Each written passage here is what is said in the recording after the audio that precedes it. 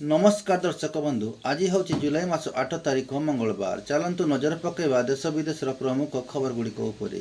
ता पूर्व चैनल नुआ थिले चैनल को सब्सक्राइब करी पाखरे आसुवा बेल आइकन को ऑन कर रखुंतु एमती लेटेस्ट न्यूज देखिबा पाई। चलतु प्रमुख खबर गुड़िक उपरे नजर पकेबा। देश में प्रथम थर हेब डिजिटल जनगणना। निजे निज फॉर्म भरी पारिबे लोके। देश में हेबाकु थिबा आगामी जनगणना को नहीं केंद्र सरकार बड़ घोषणा करिसेंती। देश में प्रथम थर डिजिटल जनगणना कराजिबो। एथिरे साधारण लोके निजे निजर सूचना ऑनलाइन रे रेकर्ड कराई पारिबे। एथिपाई सरकार एक स्वतंत्र वेब पोर्टाल आरंभ करने को जाउछंती। यह व्यतीत मोबाइल आप जरिया रे भी जनगणना काम पूरा कराजिबो।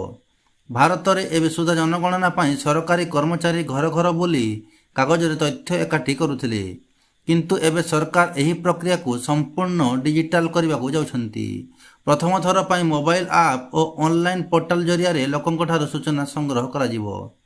यह द्वारा केवल काम शीघ्र सरीबनी बरम सुरक्षित रूपे सीधा सरकारक केंद्रीय सर्भर रे पहुँचीबो। सरकार कहते जे नागरिक चाहिए निजे निजर जनगणनार सूचना वेब पोर्टाल रे रेकर्ड कराई पारिबे। एथिपाई दुईटी पर्याय जनगणना कराजिबो। प्रथम पर्याय house listing and house census अर्थात घरर सूचना और द्वितीय पर्याय पॉपुलेशन नरेशन अर्थात जनगणना गणति। दुईटी पर्याय लोके निज निज सूचना रेकर्ड कराई पारिबे। सारा देशर जनगणना 2026-27 रे दुईटी पर्याय हेबो। प्रथम पर्याय 2026 एप्रिल 1 रु आरंभ हेबो। एथिरे घर गणति कराजिबो। 2027 फेब्रुआरी 1 रु द्वितीय पर्याय आरंभ हेबो। एथिरे जनसंख्या जाति और अन्य तथ्य संग्रह कराजिबो। एथिपाई 24 जून 16 रे सरकारी अधिसूचना जारी करा जायथिला। स्वाधीनता पर यह भारतर अष्टम और मोट 16तम जनगणना हेबो। देशर जनगणना पाई सरकार सारा देश में प्राय 34 लाख कर्मचारी को नियुक्ति करिसेंती। एही कर्मचारी को 3 स्तर रे ट्रेनिंग दिया जिवो। प्रथम राष्ट्रीय ट्रेनर, मास्टर ट्रेनर और देश में फील्ड ट्रेनर एमान को प्रशिक्षण देवे। परवर्ती खबर विश्व प्रसिद्ध रथयात्रा समय श्रीमंदिर रत्नभंडार मरामती काम आज संपूर्ण होईछि। उभय भीतर और बाहर रत्नभंडार मरामती काम शेष होईछि। एही गुरुत्वपूर्ण काम एएसआई रो प्रत्यक्ष तत्वावधान रे संपूर्ण होईछि। एथिपाई मोट 95 दिन लागिथिला। मोट 333 घंटा रो मरामती काम करा जायथिबा रेकर्ड होईछि। श्रीमंदिर मुख्य प्रशासक श्री अरविंद पाड़ी ए नहीं गणमाध्यम प्रतिनिधि को सूचना दैछंती। श्रीमंदिर मुख्य प्रशासक कहिसंती महाप्रभुंक रत्नभंडार मरामती काम गत वर्ष सेप्टेम्बर 18 तारिख ठारू आरंभ होइतिला। एही काम पाई एएसआई नेतृत्व नैथिले। रत्नभंडार को जेभली कौनसी असुविधा न हुए और सुरक्षार त्रुटि न हो सेथिपाई सतर्कता अवलंबन करा जायथिला। मरामती पूर्व लेजर स्कानिंग करा जायथिला। रत्नभंडार संरक्षण और मरामती पाई 95 दिन लागिथिला। यारे मध्यरे कार्य दिवस 2 रु अधिक और 18 घंटारू कम समय काम करा जायथिला। मोटामोटी भाव रत्नभंडार मरामती पाई 332 घंटा 47 मिनिट लागिथिला। महाप्रभुंक भीतर रत्नभंडार और बाहर रत्नभंडार रे चट्टाणर ग्रानाइट करा जायछि। भांगी जाइथिबा पत्थर मरामती करा जायछि। रत्नभंडार भीतर और बाहर मोट 15टी स्टेनलेस स्टील लगा जायछि। रत्नभंडार रे कबाट मरामती करा जायछि। याहारे ऊपर रंग दिया जिवो। बाहर रत्नभंडार कबाट पूर्व आयरन गेट थिला। यह 200 वर्ष पूर्व निर्मित होइतिला। यह को स्टेनलेस करा जायछि। बाहर कबाट रे रूपा आच्छादित करा जिवो। आयकर विभाग कार्यालय रे हाजर हेले पूर्वतन मंत्री स्वर्गत नव दास पुओ विशाल दास। आयकर विभाग नोटिस पर से हाजर होइछंती। किछि दिन पूर्व आयकर विभाग नव दास घर समेत 9टी स्थान रे चढ़ाऊ करथिले। आयकर विभाग पक्षर झारसुगुड़ा समेत संबलपुर, भुवनेश्वर, दिल्ली, सुंदरगढ़ अन्य स्थान में स्वर्गत दास घर व्यावसायिक प्रतिष्ठान कार्यालय तांको घनिष्ठ सहयोगी एवं संपर्क ठिकाना रे चढ़ाऊ करा जायतिला। 2023 एप्रिल और मे मासरे स्वर्गत दास पुओ विशाल दास 4टी कंपानीर ପାର୍ଟନର ହୋଇଥିବା ବେଳେ ଏହି କମ୍ପାନୀଗୁଡ଼ିକ ଝାରସୁଗୁଡ଼ା ବଡ଼ମାଲର ବୋଲି ଦର୍ଶାଯାଇଛି। ତେଣୁ ଏହି କମ୍ପାନୀ ଲିଙ୍କର ଶ୍ରୀ ଦାସଙ୍କ ବାସଭବନରେ କାଗଜପତ୍ର ଯାଞ୍ଚ ହେଉଥିବା ଚର୍ଚ୍ଚା ହୋଇଥିଲା। ବାୟୋଫୁଏଲ ବ୍ୟବସାୟରେ ସ୍ୱର୍ଗତ ଦାସଙ୍କ ପୁଅ ବିଶାଲ ଦାସ କରିଥିବା ପୁଞ୍ଜିନିବେଶର କାଗଜପତ୍ର ଯାଞ୍ଚ କରାଯାଇଥିଲା। ଏହାଛଡ଼ା ନବଙ୍କ ଜଣେ ଘନିଷ୍ଠ ସହଯୋଗୀ ବୁଲୁ ବିଶ୍ୱାଳ ଓ ରେଙ୍ଗାଲିର ଜଣେ ମିଲ୍ ମାଲିକ ବାସଭବନରେ ବି ଚଢ଼ାଉ କରାଯାଇଥିଲା। ମୁମ୍ବାଇର କୋକିଳାବେନ ଧୀରୁଭାଇ ଆମ୍ବାନୀ ହସ୍ପିଟାଲରେ ଚିକିତ୍ସିତ ହେଉଥିବା ବିଜେଡି ସଭାପତି ନବୀନ ପଟ୍ଟନାୟକ ସୋମବାର ଡାକ୍ତରଖାନାରୁ ଡିସଚାର୍ଜ ହୋଇଛନ୍ତି।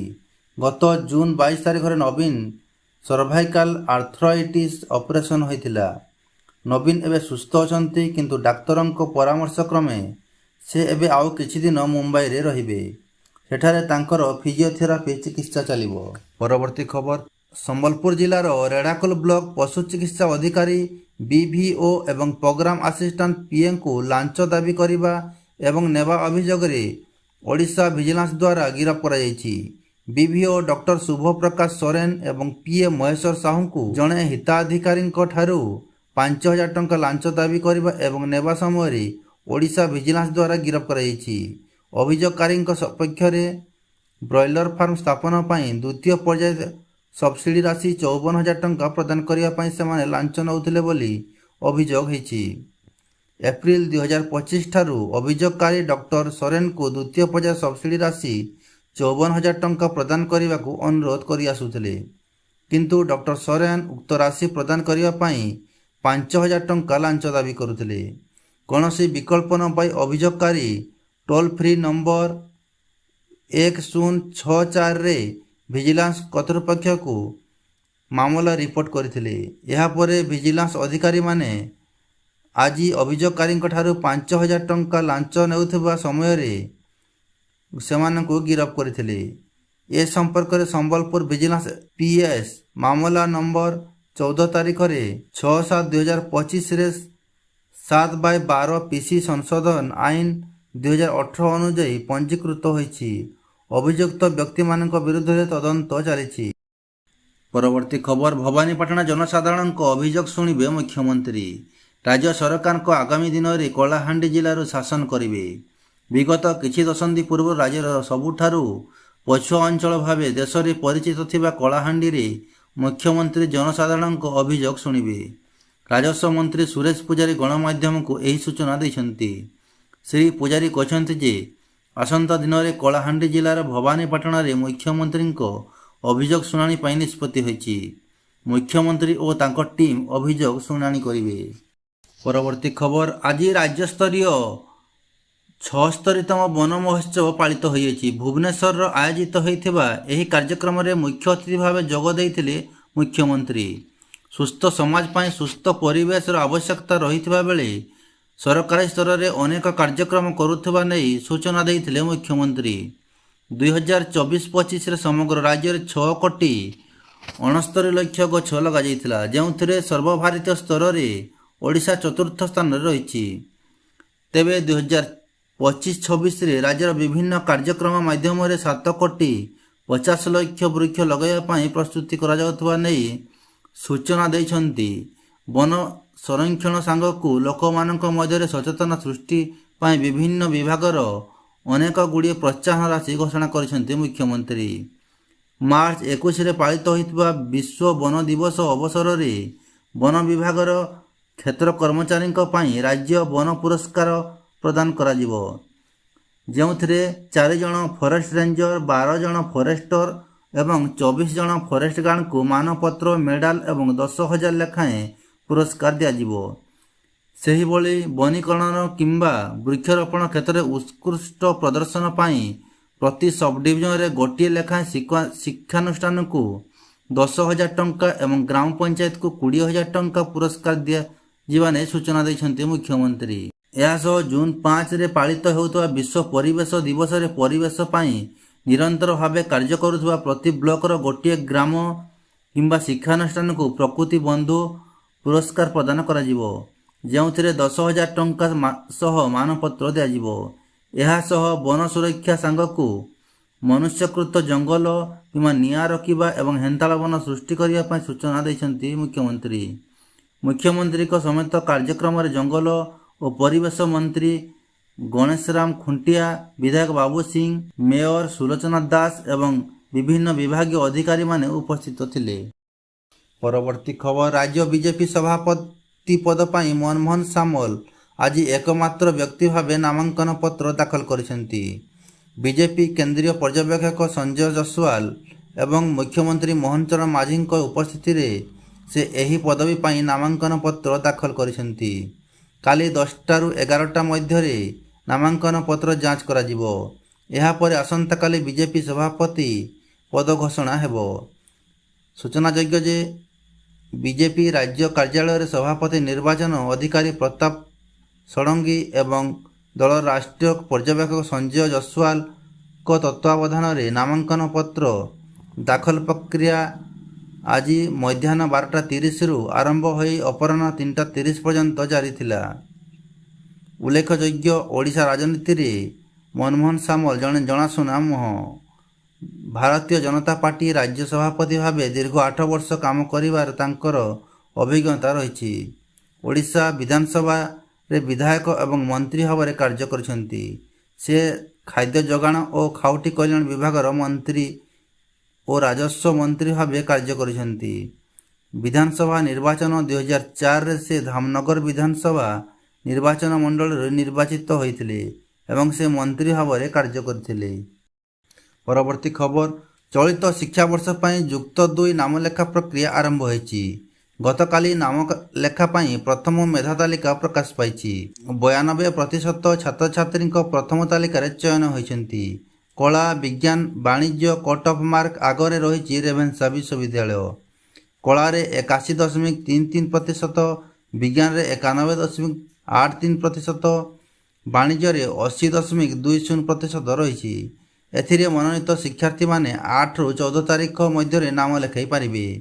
ଏନେଇ ବିଦ୍ୟାଳୟ ଓ ଗଣଶିକ୍ଷା ମନ୍ତ୍ରୀ ନିତ୍ୟାନନ୍ଦ ଗଣ୍ଡ ସୂଚନା ଦେଇଛନ୍ତି। ତେବେ ଜୁଲାଇ 24ରୁ ପାଠପଢ଼ା ଆରମ୍ଭ କରିବାକୁ ବ୍ୟବସ୍ଥା କରାଯାଇଛି। ଚଳିତ ବର୍ଷ 4,46,205 ଜଣ ଛାତ୍ରଛାତ୍ରୀ ଆବେଦନ କରିଥିବା ବେଳେ 4,13,804 ଜଣ ଛାତ୍ରଛାତ୍ରୀ ପ୍ରଥମ ଚୟନ ତାଲିକାରେ ନାମ ରହିଛି। କଳା ପାଇଁ 2,66,766 ଜଣ ଛାତ୍ରଛାତ୍ରୀ ଚୟନ ହୋଇଛନ୍ତି। ବାଣିଜ୍ୟରେ 20,552 ଓ ବିଜ୍ଞାନରେ 1,17,098 ଜଣ ଛାତ୍ରଛାତ୍ରୀ ଚୟନ ହୋଇଛନ୍ତି। 21 ତାରିଖରେ ଦ୍ୱିତୀୟ ପର୍ଯ୍ୟାୟ ମେଧା ତାଲିକା ପ୍ରକାଶ ପାଇବ। ଏହି ପର୍ଯ୍ୟାୟର ନାମଲେଖା 23ରୁ 28 ତାରିଖ ମଧ୍ୟରେ ଅନୁଷ୍ଠିତ ହେବ। ସ୍ପଟ୍ ମେଧା ତାଲିକା ଅଗଷ୍ଟ 7 ତାରିଖରେ ପ୍ରକାଶ ପାଇବ। ଅଗଷ୍ଟ 8ରୁ 13 ମଧ୍ୟରେ ନାମଲେଖା ପାଇଁ ସମୟ ସୀମା ଧାର୍ଯ୍ୟ କରାଯାଇଛି। ଜୁଲାଇ 24ରୁ ଏକାଦଶ ଶ୍ରେଣୀ ପାଠପଢ଼ା ହେବ। ପରବର୍ତ୍ତୀ ଖବର, ବର୍ଷା ଦିନେ ମାଲକାନଗିରି ଜିଲ୍ଲାର ଖଇରପୁଟ ବ୍ଲକର ବଣ୍ଡାଘାଟିରେ ଦୁର୍ଦ୍ଦଶା ବଢ଼ିଯାଏ। ଗାଁକୁ ରାସ୍ତା ନଥିବା ବେଳେ ଲୋକେ ବହୁତ କଷ୍ଟ ସ୍ୱୀକାର କରିଥାନ୍ତି। ତେବେ ଆଜି ଏକ ସଦ୍ୟ ଘଟଣାକ୍ରମରେ ଗାଁକୁ ରାସ୍ତା ନଥିବାରୁ 10 କିଲୋମିଟର ଭାରରେ ବୁହା ହେଲେ ଗର୍ଭବତୀ ମହିଳା। ଏଭଳି ଦୃଶ୍ୟ ସାମ୍ନାକୁ ଆସିଛି ଖଇରପୁଟ ବ୍ଲକ ବଣ୍ଡାଘାଟିରେ। ବଣ୍ଡାଘାଟିର ଭେଜାଗୁଡ଼ା ଗ୍ରାମର ରଞ୍ଜଙ୍କ ଭୋଜଙ୍କ ସ୍ତ୍ରୀ ସୁନାଇ ଭୋଜ ଗର୍ଭବତୀ ଯନ୍ତ୍ରଣା ଛଟପଟ ହେଉଥିଲେ। ସ୍ଥାନୀୟ ଅଞ୍ଚଳରେ ଆଶାକର୍ମୀ ଓ ତୁରନ୍ତ ସ୍ୱାସ୍ଥ୍ୟକେନ୍ଦ୍ରକୁ ନେବା ପାଇଁ ଆମ୍ବୁଲାନ୍ସକୁ ଫୋନ୍ କରିଥିଲେ। ଗାଁକୁ ଯିବା ପାଇଁ ରାସ୍ତା ନଥିବା ବେଳେ କାଦୁଅ ପଛ ରାସ୍ତାରେ ଆମ୍ବୁଲାନ୍ସ ଯିବାକୁ ଅମଙ୍ଗ ହୋଇଥିଲା। ବାଧ୍ୟ ହୋଇ 10 କିଲୋମିଟର ଦୂରରେ ଥିବା ତୁରେଇପଡ଼ା ଗାଁ ମୁଣ୍ଡରେ ଆମ୍ବୁଲାନ୍ସଟି ଅଟକି ରହିଥିଲା। ବାଧ୍ୟ ହୋଇ ପରିବାର ଲୋକେ ଆଉ ଆଶା ଦିଦିଙ୍କ ସହଯୋଗରେ ଦୀର୍ଘ 10 କିଲୋମିଟର ବାଟ ଭାରରେ ବୋହି ଗର୍ଭବତୀ ମହିଳାଙ୍କୁ ଆମ୍ବୁଲାନ୍ସ ପାଖକୁ ନିଆଯାଇଥିଲା। ସେଠାରୁ ଆମ୍ବୁଲାନ୍ସ ଯୋଗେ ଖଇରପୁଟ ଗୋଷ୍ଠୀ କେନ୍ଦ୍ରକୁ ନିଆଯାଇଥିଲା। ସ୍ୱାସ୍ଥ୍ୟ କେନ୍ଦ୍ରରେ ଏକ ପୁତ୍ର ସନ୍ତାନ ଜନ୍ମ ଦେଇଛନ୍ତି ସୁନାଇ। ବର୍ତ୍ତମାନ ମା ଓ ପୁଅ ସୁସ୍ଥ ରହିଥିବା ଡାକ୍ତର କହିଛନ୍ତି। ବର୍ଷା ଦିନେ ଜନନୀ ଯନ୍ତ୍ରଣା ବଢ଼ିଯାଇଥାଏ। ଗାଁକୁ ରାସ୍ତା ନିର୍ମାଣ ପାଇଁ ସରକାର ଡିଣ୍ଡିମ ପିଟୁଥିବା ବେଳେ ଜିଲ୍ଲାର ଅବସ୍ଥା କିନ୍ତୁ ଶୋଚନୀୟ ହୋଇଯାଇଛି। ବର୍ଷା ଦିନେ ଜିଲ୍ଲା ବାହ୍ୟ ଜଗତରୁ ବିଚ୍ଛିନ୍ନ ହେବା ସହ ଦୁର୍ଗମ ଗାଁର ଅବସ୍ଥା ନ କହିବା ଭଲ। ପ୍ରଶାସନ ଏନେଇ ଅବଗତ ରହିଥିଲେ ମଧ୍ୟ ଆଗାମୀ ଦିନରେ ସୁଧାର ଅଣାଯିବ ବୋଲି କେବଳ ପ୍ରତିଶ୍ରୁତି ଦେଉଥିବା ଦେଖିବାକୁ ମିଳିଛି।